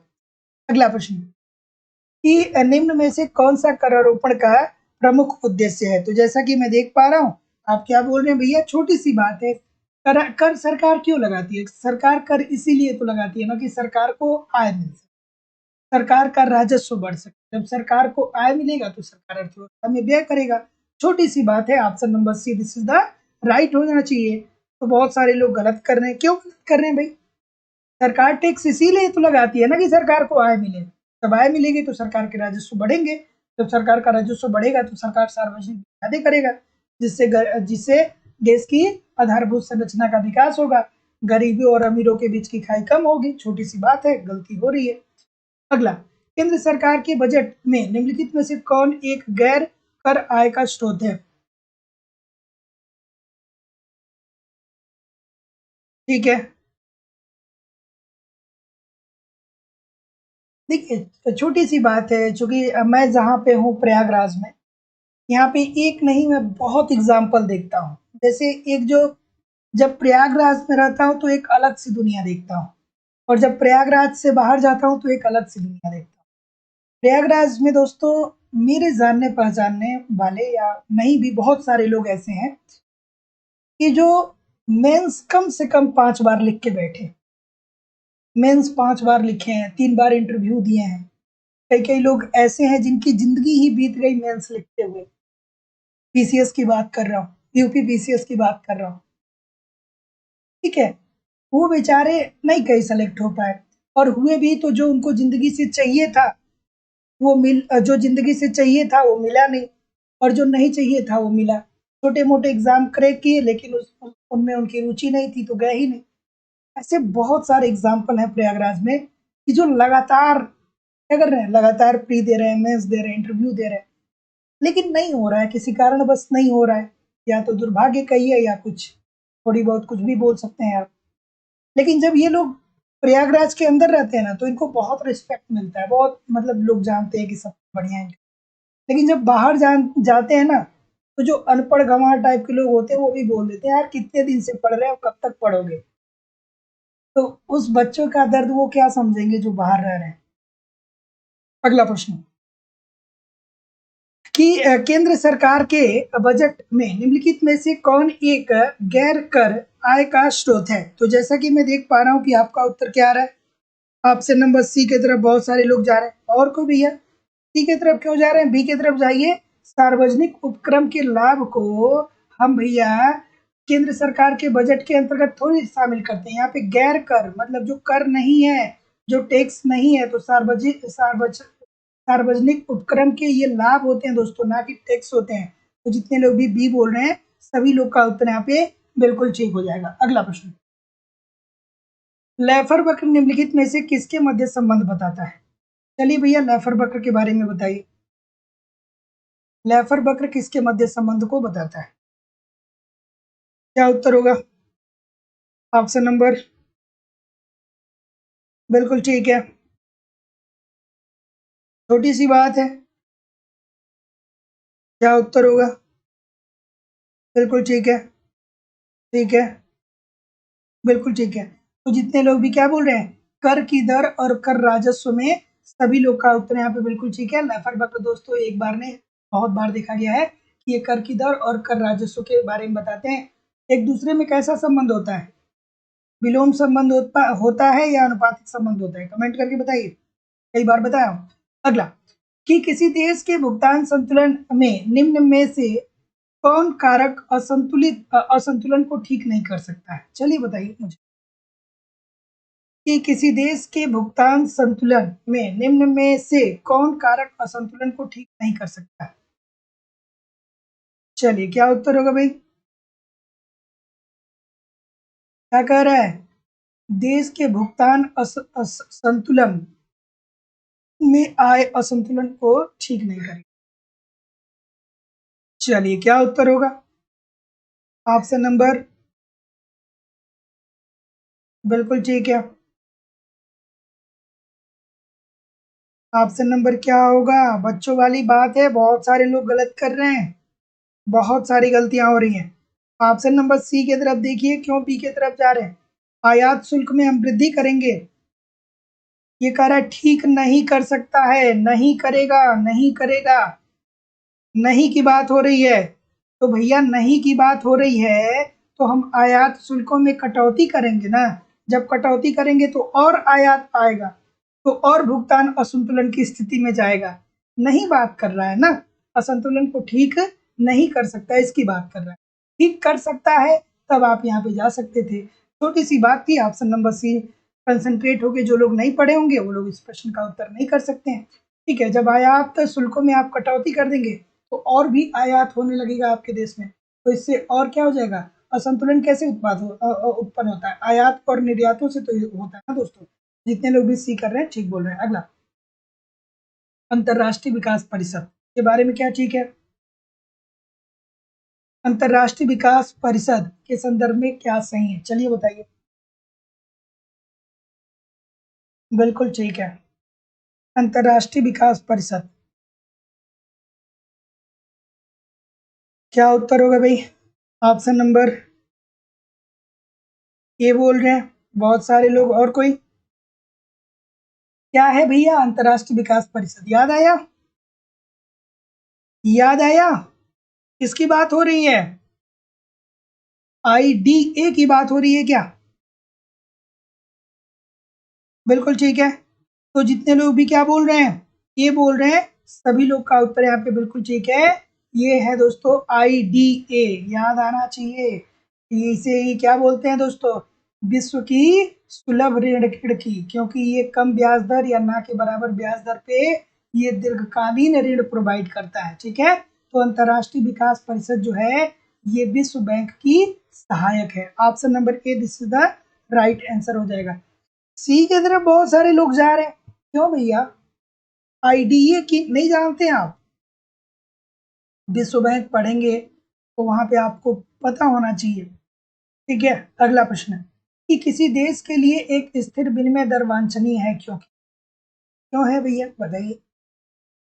बिल्कुल ठीक है, ऑप्शन नंबर, बिल्कुल ठीक। क्या उत्तर होगा भाई? ऑप्शन नंबर,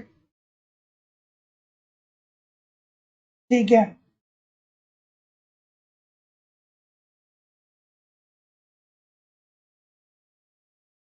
क्या उत्तर होगा? डी होगा, और कोई भाई? डी होगा, और कोई? जी की तरफ बहुत सारे लोग जा रहे हैं, और कोई? तो जितने लोग भी डी की तरफ जा रहे हैं सभी लोग का उत्तर यहाँ पे बिल्कुल ठीक है। कि किसी देश के लिए एक स्थिर विनिमय दर वांछनीय है क्योंकि यह देश के विदेशी व्यापार को बढ़ावा देता है, यह देश के नियोजित आर्थिक विकास में सहायता करती है और यह अंतरराष्ट्रीय ऋण प्रवाह में अबाध्य रूप से सहायता करता है। तो option number D according to the question. अगला, एक सामान्य बाजार जहां सदस्य देश बृहद आर्थिक एवं विनिमय दर नीतियों का समन्वय करते हैं उसे संबोधित करते हैं। किसी का गलत नहीं होना चाहिए, गलत हो जाएगा तो फिर ठीक नहीं होगा, ठीक है, गलत नहीं होना चाहिए आपका ये प्रश्न, क्योंकि तो मैंने बहुत बार करवाया है, बहुत जोर देकर बहुत बार इस प्रश्न को मैंने करवाया है। थोड़ा सा एक बार लाइक और शेयर भी जरूर कर दिया करिए, निवेदन है सभी लोगों से कि एक बार लाइक और शेयर जरूर कर दिया करिए, ठीक है। देखिए, एक सामान्य बाजार जहां सदस्य देश बृहद आर्थिक एवं विनिमय दर नीतियों का समन्वय, ये शब्द अगर जो पकड़ लिए होते तो आप बहुत आराम से इस प्रश्न का उत्तर करते।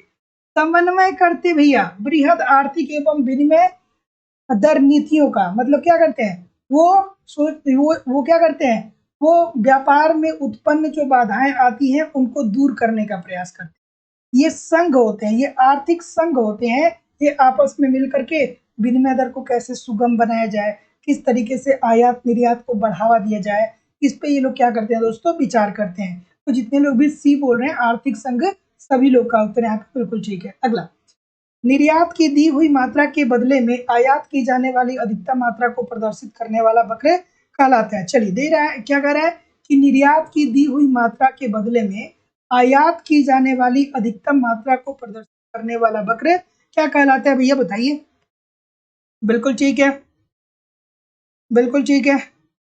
ऑप्शन नंबर क्या होगा, बिल्कुल ठीक है। क्या बोल रहे हैं भैया, प्रस्ताव वक्र बोल रहे हैं। किसकी याद आई, प्रस्ताव वक्र देख के एजवर्थ और मार्शल की याद आई कि नहीं आई, आई कि नहीं आई, ठीक है। प्रस्ताव वक्र किसने दिया था, ये दिया था दोस्तों एजवर्थ और मार्शल साहब ने, और इसमें इन लोगों ने निर्यात की दी हुई मात्रा के बदले में आयात की जाने वाली अधिकतम मात्रा को प्रदर्शित करने वाले वक्र के रूप में प्रस्तुत किया। तो ऑप्शन नंबर डी बिल्कुल ठीक हो जाएगा। ईमानदारी से बताइएगा मुझे कि प्रस्ताव वक्र जब आपके सामने आया तो आपको याद आया एजवर्थ साहब का और मार्शल साहब का कि नहीं आया। ईमानदारी से, झूठ नहीं बोलना है।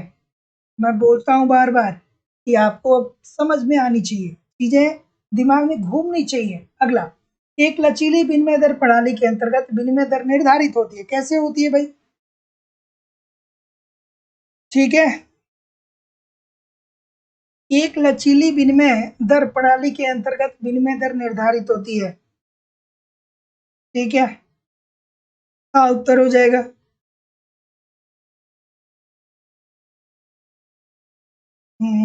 ठीक है। चलिए, तो जब भी मैं बोला करूँ ना कि याद आया कि नहीं आया, तो इकोनॉमिक्स की मैं बात करूंगा, ठीक है, कहीं दिमाग को और न लेते जाइएगा कि याद आया कि नहीं आया, ठीक है।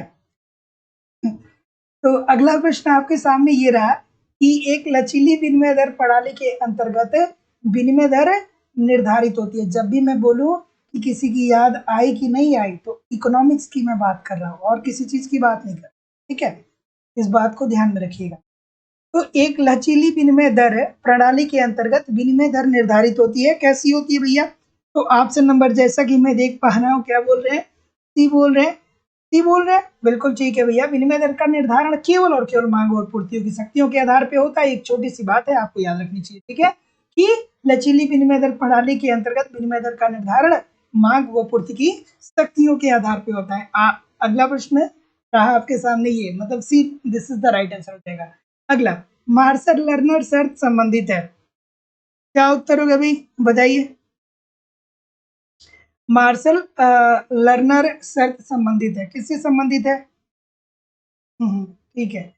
चलिए, बताइए इस प्रश्न का उत्तर। छोटी सी बात है, क्या उत्तर होगा भाई, तीन कंडीशन याद आना चाहिए, तीन कंडीशन मार्शल लर्नर ने दिया था। कौन कौन सा भैया, जब E X plus E M greater than होता है 1 के, जब E X plus E M is equal to होता है 1 के, जब E X plus E M less than होता है 1 के। तीनों कंडीशन याद आया कि नहीं आया? याद आना चाहिए। अगर जो नहीं आया तो अच्छी बात नहीं है। तो जितने लोग भी यहाँ पे बी बोल रहे हैं सभी लोग का उत्तर यहाँ पे बिल्कुल ठीक है। मार्शल लर्नर शर्त संबंधित है अवमूल्यन के लाभ हानि से। Option number D according to the question this is the right answer यहाँ पे हो जाएगा। ठीक है, 3 दशाओं की उन्होंने बात की थी ना। पहली दशा क्या बताया था? ई एम प्लस ई एक्स ग्रेटर देन 1। याद आना चाहिए, पढ़े होंगे, कॉन्सेप्ट तो याद आना चाहिए। ठीक है, कि जे वक्र संकल्पना के अनुसार अवमूल्यन सहायक होता है। चलिए भैया, जे वक्र की बात आ गई। चलिए, जे वक्र संकल्पना के अनुसार अवमूल्यन सहायक होता है। कब सहायक होता है भैया? ऑप्शन नंबर क्या होगा? तो जैसा कि मैं देख पा रहा हूं, क्या बोल रहे हैं भाई? चलिए, ऑप्शन नंबर सी बोल रहे हैं बहुत सारे लोग। और कोई सी बोल रहे हैं? तो जितने लोग भी सी बोल रहे हैं सभी लोग का उत्तर यहाँ पे बिल्कुल ठीक है। ये जे वक्र संकल्पना के अनुसार अवमूल्यन सहायक होता है केवल और केवल किससे दोस्तों? दीर्घ काल से। तो option number C according to the question this is the right answer हो जाएगा। आपको याद आना चाहिए कि जे वक्र संकल्पना के अनुसार जब कोई देश अवमूल्यन करता है तो प्रारंभ में उसके भुगतान असंतुलन में वृद्धि होती है, किंतु दीर्घ काल में असंतुलन में क्या आती है? कमी आ जाती है। प्रारंभ में वृद्धि होती है असंतुलन में, लेकिन दीर्घकाल में क्या होती है? कमी आ जाती है। तो ऑप्शन नंबर सी बिल्कुल ठीक है। अगला, कि तुलनात्मक लागत का सिद्धांत सबको मान्यता देता है सिवाय इसके। अच्छा, थंबनेल कैसा लगा आप लोग को? कमेंट करके बताइए कि आज की क्लास का थंबनेल कैसा लगा। अच्छा लग रहा है? अच्छा लग रहा है थंबनेल? ठीक है, चलिए इस प्रश्न का उत्तर करिए कि तुलनात्मक लागत का सिद्धांत सबको मान्यता देता है सिवाय इसके। ठीक है, तुलनात्मक लागत सिद्धांत किसने दिया था? डेविड रिकार्डो साहब ने। ठीक है, क्या उत्तर होगा? ये बहुत सारे लोग बोल रहे हैं तकनीकी और ज्ञान अपरिवर्तित होता है। ठीक है, ऑप्शन नंबर क्या होगा? ठीक है, तो जितने लोग भी क्या बोल रहे हैं? ऑप्शन नंबर बिल्कुल ठीक है। यार ये सी के तरफ इतने सारे लोग क्यों जा रहे हैं? ये इतने सारे लोग सी के तरफ क्यों जा रहे हैं? ये तो भाई कहते हैं, ये बात कहते हैं कि तकनीकी अपरिवर्तित है। तकनीकी अपरिवर्तित है, ये बात ये कहते हैं, तो सी कैसे हो जाएगा? सी बिल्कुल नहीं होगा। डेविड रिकार्डो का अगर जो आप तुलनात्मक लागत सिद्धांत पढ़ेंगे तो ये कह रहा है कि तुलनात्मक लागत का सिद्धांत सबको मान्यता देता है सिवाय इसके, मतलब किसको छोड़ के? सिवाय इसके मतलब किसको छोड़ के? तो भैया उनकी मान्यताओं में जब आप पढ़ेंगे तो पहली मान्यता पढ़ेंगे कि ये दो देश की बात करते हैं। फिर बात पढ़ेंगे कि यातायात लागत सम्मिलित नहीं होता है। उत्पत्ति के दो साधनों की बात करते हैं। तकनीकी ज्ञान को ये अपरिवर्तित मानते हैं और दो देशों के बीच स्वतंत्र व्यापार होता है। ये सारी चीज मानते हैं भाई, सब कुछ मानते हैं। ऑप्शन नंबर इसमें क्या हो जाएगा? ई। ठीक है, ई हो जाएगा। उपरोक्त में से कोई नहीं जो कि यहाँ पे नहीं दिया है। अब यहाँ पे क्या होना चाहिए ना दोस्तों, आपका माइंडसेट क्लियर होना चाहिए। आपको बोलना चाहिए कि सर जितने भी ऑप्शन दिए गए हैं ना, ये ऑप्शन ठीक नहीं है। आपको बोलना चाहिए था कि सर जितने भी ऑप्शन दिए गए हैं ये कोई भी ऑप्शन इसमें से ठीक नहीं है। ये कॉन्फिडेंस क्यों नहीं आ रहा है? आना चाहिए। ठीक है, अगला प्रश्न, कि विपरीत भुगतान संतुलन को सुधारा जा सकता है। कैसे भाई? ठीक है, कि विपरीत भुगतान संतुलन को सुधारा जा सकता है। कैसे सुधारा जा सकता है भाई? ठीक है, क्या उत्तर होगा? बिल्कुल सही है, गलती नहीं होना चाहिए। विपरीत भुगतान संतुलन होगा तो हम क्या करेंगे? अवमूल्यन करेंगे। बिल्कुल ठीक है। पुरजोर निर्यात संवर्धन कार्यक्रम करेंगे। ठीक है, मतलब अपने देश में निर्मित वस्तुओं को दूसरे देश में ले जा करके बेचेंगे, ठीक है, और आयात प्रतिस्थापन करेंगे, मतलब आयात को हम क्या करेंगे, कम करेंगे। भुगतान असंतुलन की स्थिति कैसे हो जाती है, अगर जो आसान भाषा में कहें तो हम आयात बहुत ज्यादा करते हैं, दूसरे देशों से आयात बहुत ज्यादा करते हैं, उसकी अपेक्षा में हमारे निर्यात मतलब अपने देशों से दूसरे देश में वस्तुओं को कम बेचते हैं। तो इस कारण से दोस्तों एक मोटा मोटी बात आप छोटी सी कह सकते हैं कि भुगतान असंतुलन की स्थिति क्रिएट होती है। तो हम आयात प्रतिस्थापन करेंगे, मतलब आयात को कम करेंगे और अपने देश में अपने स्वदेशी उद्योगों की स्थापना करेंगे, जिससे जो हमारी मांग है उसकी पूर्ति हमारे ही उद्योग कर सकते हैं। तो जितने लोग भी डी बोल रहे हैं सभी लोग का उत्तर ठीक है। अगला प्रश्न ये रहा, अंतरराष्ट्रीय व्यापार के साधन विन्यास सिद्धांत को किसने प्रतिपादित किया? इजी सा प्रश्न है कि नहीं है? साधन विन्यास की बात कर रहा है, बिल्कुल ठीक है। क्या होगा भाई? बिल्कुल ठीक है, याद आना चाहिए कि हेक्सचर ओहलिन साहब कहते हैं कि एक राष्ट्र को या एक देश को उन्हीं साधनों का उत्पादन करना चाहिए जिन जो उनके पास प्रचुर मात्रा में विद्यमान, उसी जो संसाधन उस देश में या उस राष्ट्र में उपलब्ध हैं, उसी संसाधनों के कारण क्या करना, उसी संसाधनों के द्वारा हमको उत्पादन करना चाहिए और फिर व्यापार करना चाहिए। तो जितने लोग भी ओहलिन साहब की बात कर रहे हैं सभी लोग का उत्तर ठीक है। अगला, निम्नलिखित में से कौन राष्ट्रीय अल्प बचत कोष में शामिल नहीं किया जाएगा? बिल्कुल ठीक है। निम्न में से कौन राष्ट्रीय अल्प बचत कोष में सम्मिलित नहीं किया जाता है? बताइए। तो क्या उत्तर होगा भाई? ऑप्शन नंबर, देखिए इसको मैं बार बार कहता हूं कि थोड़ा सा कॉपी पेन लेके लिख लीजिए।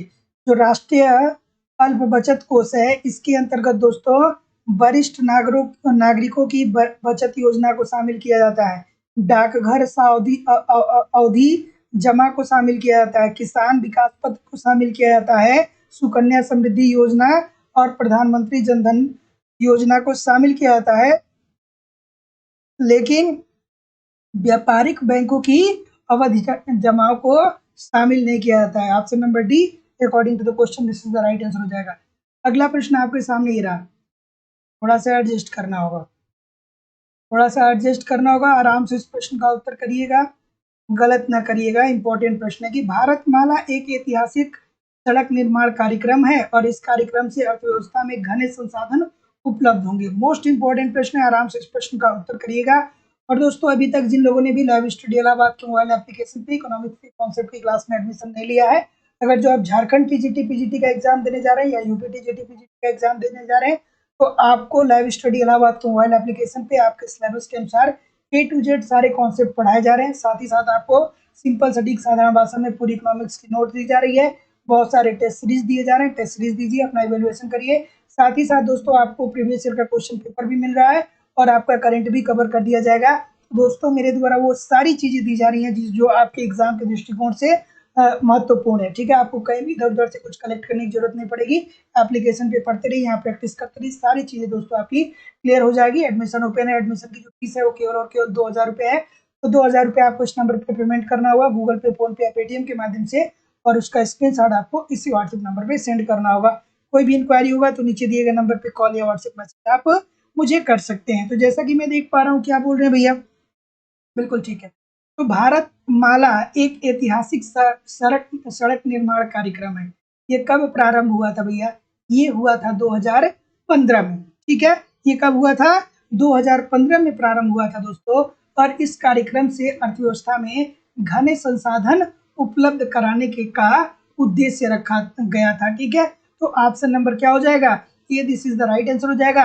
ए और आर दोनों सही हैं और आर एक ही सही व्याख्या भी कर रहा है, ठीक है। अगला प्रश्न, जीएसटी के मुख्य फायदे क्या है दोस्तों? जीएसटी की बात बहुत हो रही है। जीएसटी की कितनी दरें हैं? याद आया?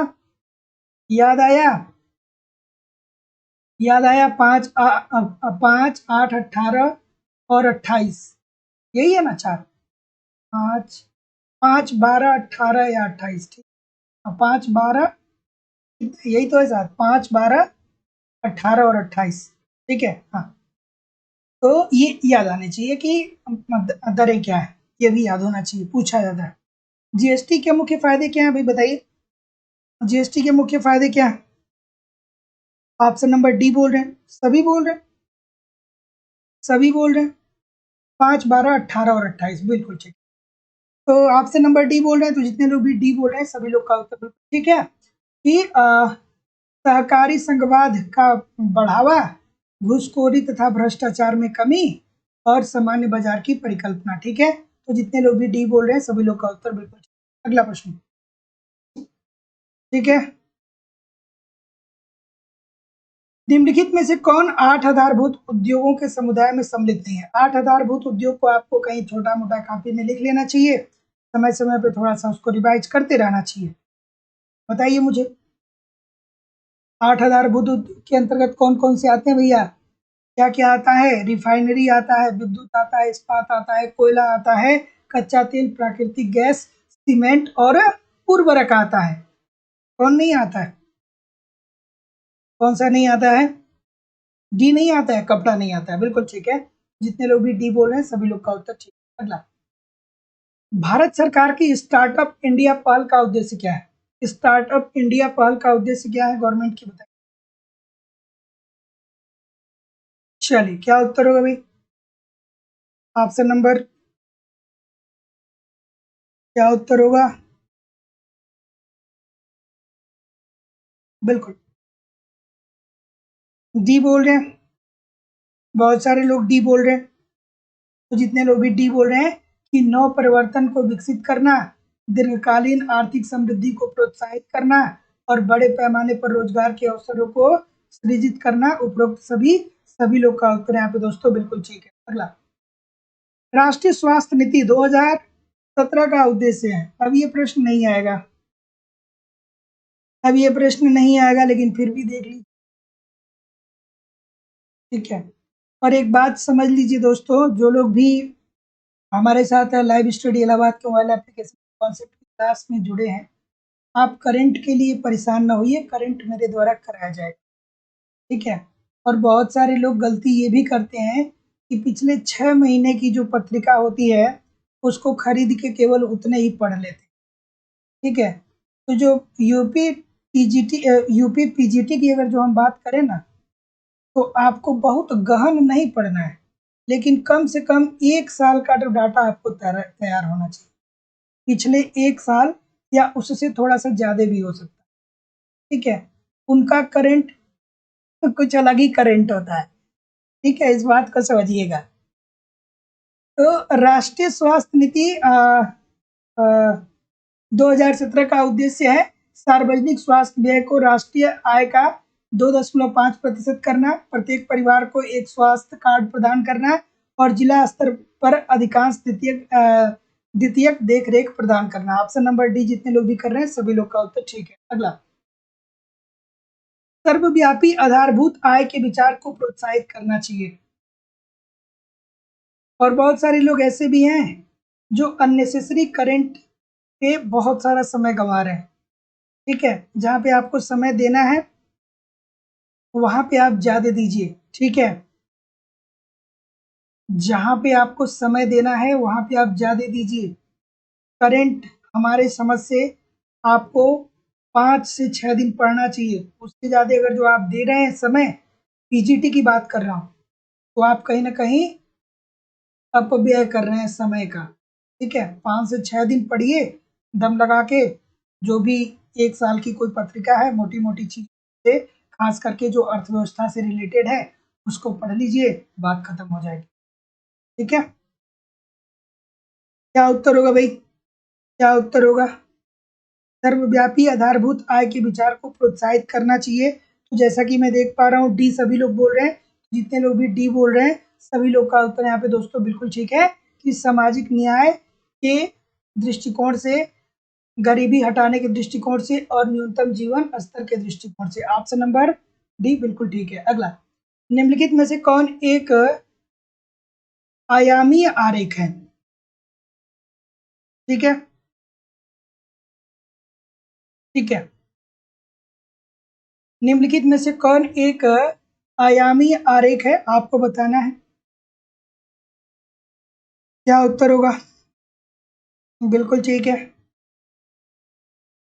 ऑप्शन नंबर सी बोल रहे हैं, सी बोल रहे हैं। तो जितने लोग भी यहाँ पे सी बोल रहे हैं, सभी लोग का उत्तर बिल्कुल ठीक है। आयात चित्र और दंड आरेख, इसको दोनों को हम आयाम के रूप में, रेखा चित्र के रूप में प्रस्तुत कर सकते हैं। तो ए और B according to the question this is the right answer हो जाएगा। अगला, वस्तु का मांग वक्र निम्नलिखित में से किसके द्वारा ज्ञात किया जा सकता है? वस्तु का मांग वक्र किसके द्वारा ज्ञात किया जाएगा भाई, बताइए। वस्तु का मांग वक्र किसके द्वारा ज्ञात किया जाएगा? क्या उत्तर होगा? ऑप्शन नंबर,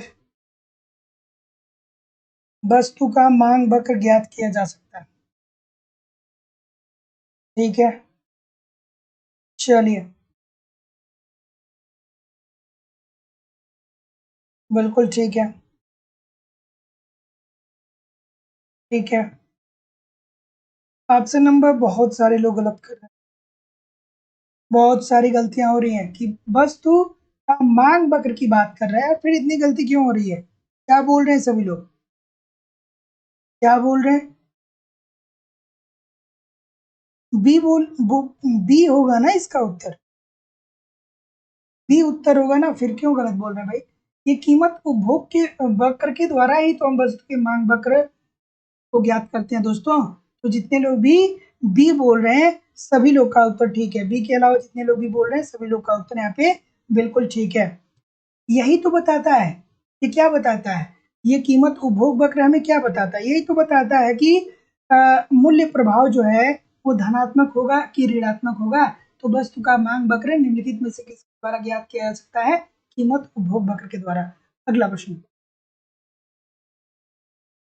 कि मुद्रा की लेन देन हेतु मांग ब्याज के प्रति लोचदार हो सकती है, यह तर्क किसके द्वारा दिया गया था? बच्चों वाला प्रश्न है ना? बिल्कुल, पीपीसी करो, बिल्कुल ठीक है, पीपीसी की बात। अब बताइए, इस प्रश्न का उत्तर जो सही देगा वो वाकई में बहादुर छात्र होगा। बहादुर छात्र ही इस प्रश्न का उत्तर दे सकते हैं। ठीक है, चलिए बताइए क्या होगा इसका उत्तर।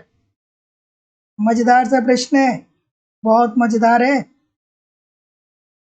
जितना देखने में आसान है उतना आसान नहीं है। सब गलत, सब गलत, सब गलत हो गए, सब गलत, सब के सब गलत हो गए। ठीक है, आरिफा बेगम जी का ही केवल एक उत्तर सही है, बाकी जो एग्जामिनर आपसे करवाना चाहता था वो करवा दिया है। ठीक है, जो एग्जामिनर आपसे करवाना चाहता था वो मिस्टेक आपने कर दिया है। अरे भैया, किंस साहब ने मुद्रा की मांग के केवल 3 उद्देश्य बताए। कौन कौन बताया? लेन देन या सौदा उद्देश्य, दूसरा बताया सुरक्षा उद्देश्य या सतर्कता उद्देश्य, और तीसरा बताया सट्टा उद्देश्य। तो भैया ये तो गलत हो जाएगा ना, उपरोक्त में से कोई नहीं होगा ना। तो मुद्रा की लेन देन हेतु मांग ब्याज के प्रति लोचदार हो सकती है, यह तर्क किसके द्वारा दिया गया? तो उपरोक्त में से कोई के द्वारा नहीं। एग्जामिनर इसीलिए दिया है कि आप ऑप्शन नंबर ए को टिक करें और गलत करें। ठीक है, ठीक है, option number D this is the right answer हो जाएगा। अगला प्रश्न, इस सामान्य लाभ निम्नलिखित में से किस उत्पादन लागत का अंश है? ठीक है, क्या उत्तर होगा भाई? बिल्कुल, एक बात किसी ने बहुत अच्छा कमेंट किया, अनिल ने कमेंट किया, बिल्कुल ठीक है, बहुत अच्छी बात बताई। ये बात किसने कही थी? ये बात कही थी जेम्स टोबिन साहब ने। ठीक है, जेम्स टोबिन ने ये बात कही थी, ये स्टेटमेंट जो दिया था ये जेम्स टोबिन का है, याद रखिएगा कि मुद्रा की लेन देन हेतु मांग ब्याज के प्रति लोचदार हो सकती है, ये बात कही गई है जेम्स टोबिन साहब के द्वारा। ठीक है, सामान्य लाभ निम्नलिखित में से किस उत्पादन लागत का अंग है? बढ़िया प्रश्न बताइए। ठीक है, ठीक है, कि सामान्य लाभ निम्नलिखित में से किस उत्पादन लागत का अंग है? तो क्या उत्तर होगा भाई? सामान्य लाभ क्या होता है? क्या होता है, याद आया? याद आया कि नहीं आया? अस्पष्ट लागतें प्लस अस्पष्ट लागतें प्लस सामान्य लाभ। कहता हूं लिखिए, थोड़ा सा लिखिए, लिखेंगे नहीं तो कैसे चीजें ठीक होंगी। सामान्य लाभ क्या हो जाएगा? उपरोक्त में से कोई नहीं। सामान्य लाभ में अस्पष्ट लागत प्लस अस्पष्ट लागत प्लस सामान्य लाभ को शामिल किया जाता है, तो ऑप्शन नंबर डी होगा। This is the right answer. अगला प्रश्न आपके सामने ये रहा कि निम्नलिखित में से क्या केंद्रीय बैंक का कार्य नहीं है? चलिए बच्चों वाली बात आ गई। केंद्रीय बैंक का कार्य कौन सा नहीं है भाई, बताइए। केंद्रीय बैंक का कार्य कौन सा नहीं है? दोस्तों थोड़ा सा सेशन को लाइक और शेयर भी जरूर कर दिया करिए, निवेदन है सभी लोगों से। बिल्कुल ठीक है।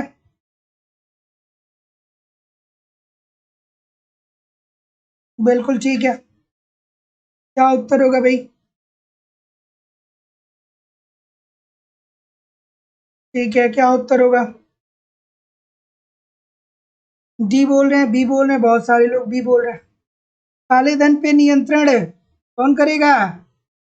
सरकार की थी ना। जब काले धन पे नियंत्रण हुआ था तो मोदी जी चर्चा में आए थे ना। मोदी जी चर्चा में आए थे ना, ना कि आरबीआई के गवर्नर चर्चा में आए थे। ये भैया नियंत्रण तो कौन करेगा? नीतियां बनाएगा सरकार, इम्प्लीमेंट करवाएगा किससे? आरबीआई से। तो जितने लोग भी बी बोल रहे हैं सभी लोग का उत्तर यहाँ पे बिल्कुल ठीक हो जाएगा। अगला, निम्नलिखित में से किन अर्थशास्त्री व्यय के नाम लगान सिद्धांत से जुड़े हैं? बिल्कुल ठीक है, क्या उत्तर होगा?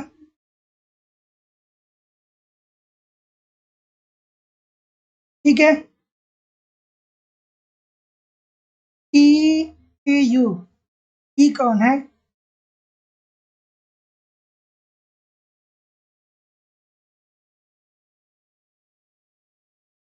कौन है भाई?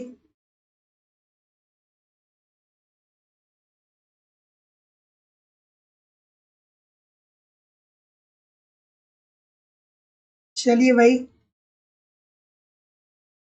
चलिए क्या उत्तर होगा? इस प्रश्न का उत्तर, निम्नलिखित में से किन अर्थशास्त्री व्यय के नाम लगान सिद्धांत से जुड़े हैं? ठीक है, तो जितने लोग भी क्या बोल रहे हैं? बी बोल रहे हैं, अल्फ्रेड मार्शल तथा डेविड रिकार्डो।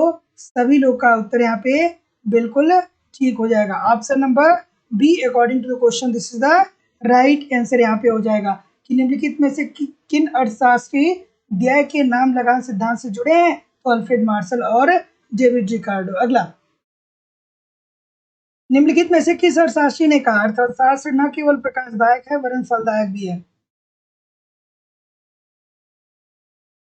ठीक है, बताइए किसने कहा था भाई अर्थशास्त्र न केवल लाभदायक है वरन फलदायक भी है? फल भी देता है, केवल लाभ नहीं देता है। बताइए किसने कहा? ऑप्शन नंबर, बिल्कुल ठीक है। क्या बोल रहे हैं? पीगू साहब की तरफ जा रहे हैं। पीगू को जितने लोग भी बोल रहे हैं बिल्कुल ठीक बोल रहे हैं भैया। ये बात पीगू साहब ने ये स्टेटमेंट दिया था कि अर्थशास्त्र न केवल, सॉरी, प्रकाशदायक है। प्रकाशदायक है, देखिए मैंने गड़बड़ पढ़ दिया। ठीक है, अर्थशास्त्र न केवल प्रकाशदायक है वरन फलदायक भी है। अब कहिए, अब बताइए इस प्रश्न का उत्तर। अब बताइए इस प्रश्न का उत्तर क्या होगा? बताइए इस प्रश्न का उत्तर। बहुत सारे लोग गलत कर रहे हैं। ठीक है, तो ये दोस्तों जो कहना है ये पीकू साहब का कहना है। Option number C this is the right answer हो जाएगा। अगला प्रश्न, निम्नलिखित में से कौन एक अर्थशास्त्री मांग के संदर्भ में जेबी से भिन्न सोचता था? जेबी से भिन्न सोचता था। ठीक है,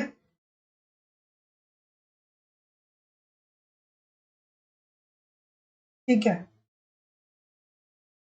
हाँ, ये बात सही है। श्रीमती जॉन रॉबिन्सन होना चाहिए था, लेकिन मुझे लग रहा है ना कि इसमें ये जो ऑप्शन दिया गया है ये रॉबिन्स केवल दिया गया है, इसलिए आयोग ने रॉबिन्सन को नहीं माना है। ठीक है, श्रीमती जॉन रॉबिन्सन, आपकी बात बिल्कुल ठीक है, उनका भी स्टेटमेंट ये था, ठीक है।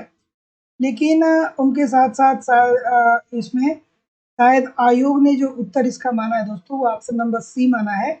और इसमें इन्होंने रॉबिन्सन ये जो लिखा गया है वो केवल रॉबिन रॉबिन्स लिखा गया है। तो इस वजह से दोस्तों इसका उत्तर इन्होंने नहीं माना है, ठीक है। आपकी जो बात है वो मैं बिल्कुल उससे सहमत हूँ। तो इस प्रश्न का उत्तर दोस्तों, अगर जो श्रीमती जॉन रॉबिन्सन रहती तो ठीक होता, लेकिन option number C this is the right answer. अगला प्रश्न। चलिए भाई, कृपया करके बात ना करिए। क्यों बात हो रही है भाई?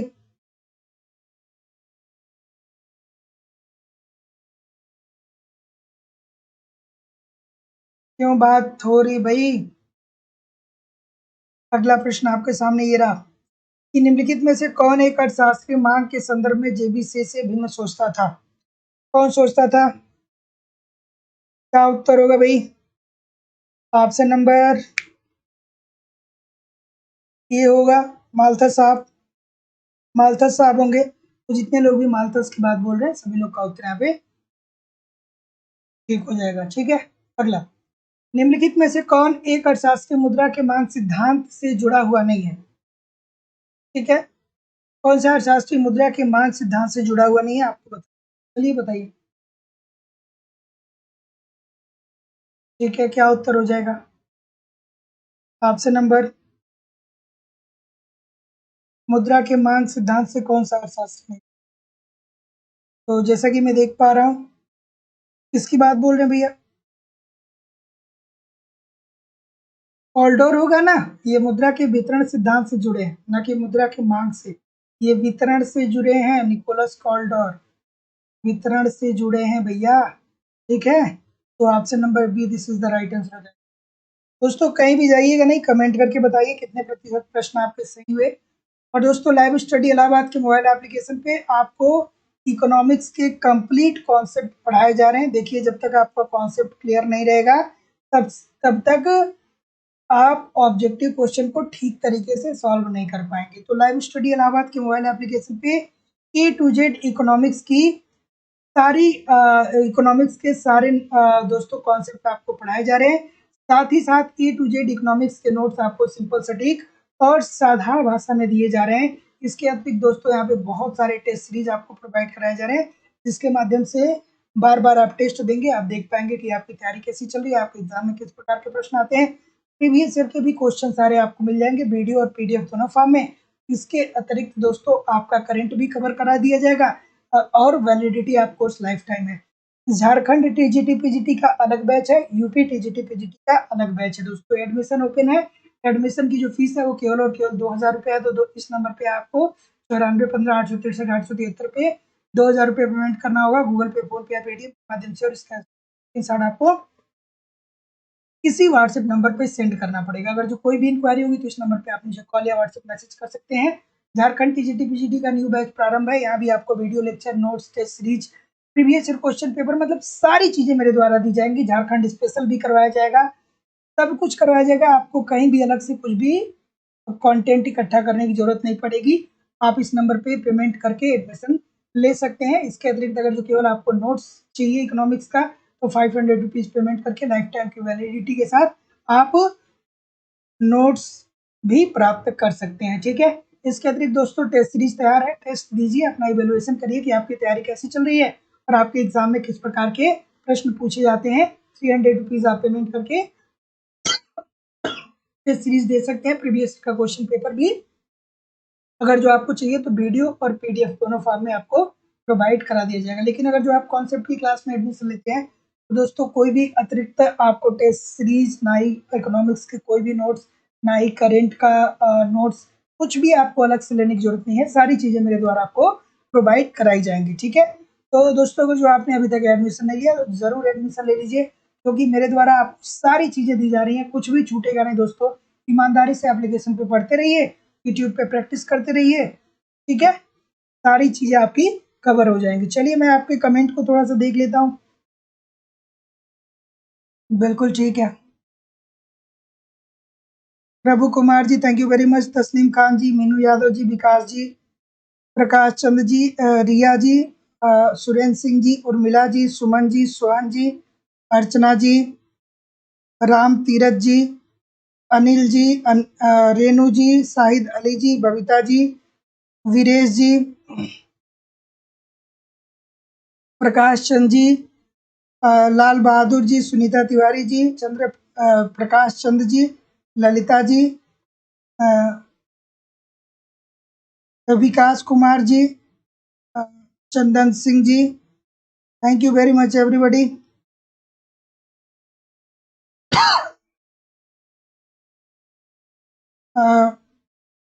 ठीक है, चलिए। रत्नेश कुमार जी, अनिल जी, देवेंद्र जी, चलिए ठीक है। Thank you very much everybody. मिलते हैं कल शाम को 7 बजे। तब तक के लिए आप पढ़ते रहिए, आगे बढ़ते रहिए। सही कंटेंट पढ़ना बहुत ज़रूरी है। ठीक है, बहुत बार लोग मेहनत करते हैं, बहुत सारे लोग, लेकिन कंटेंट ही सही नहीं होता, इसलिए वो असफल। तो पढ़ते रहिए, आगे बढ़ते रहिए। मिलते हैं नेक्स्ट क्लास में। नमस्कार, धन्यवाद।